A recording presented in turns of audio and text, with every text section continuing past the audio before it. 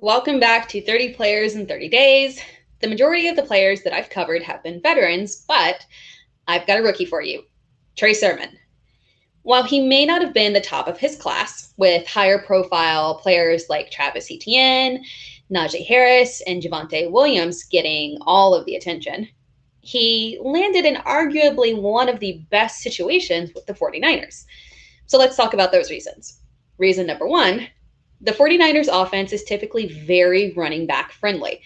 2020 is difficult to judge on, basically because their season went very awry due to injuries across the board for San Francisco. But if you look at 2019, the 49ers were the second highest in rush attempts and touchdowns, behind only the Ravens, of course, and they led the league in rushing touchdowns. And with the majority of their players returning to health, aside from Jeff Wilson, the offense should bounce back in 2020. And even in their 2020 struggles, it really wasn't that bad. The offense was still top 10 in rushing touchdowns and middle of the road to higher up in all the other categories. So, reason number two, why this is such an excellent situation for Trey Sermon, outside of Elijah Mitchell, who was also drafted, there's no other running back whose contract extends past this season. And Raheem Mostert, one of the more senior backs in the NFL, is the starter. And as long as Mostert stays healthy and on the field, he should retain his starting job. But therein lies the problem for Mostert and the opportunity for Sermon. Mostert does tend to have issues with injuries. It's likely that at some point during the season, Sermon will get that shot to step in due to injury and showcase his skill set. And what is that skill set?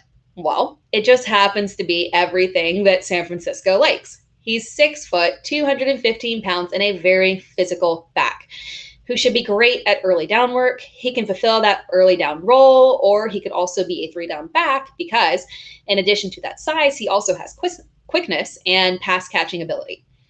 I categorize this as a kind of a risky player buy at this point, not because of anything negative with Sermon, but because at this point, you are going to have to pay for him. The reports from camp are very clear, and it's very possible that Trey Sermon could push for a starting job at some point during the season. It's Mostert's job to lose, but it may not take that much to lose it. So if you're looking for another running back, go try to get Trey Sermon.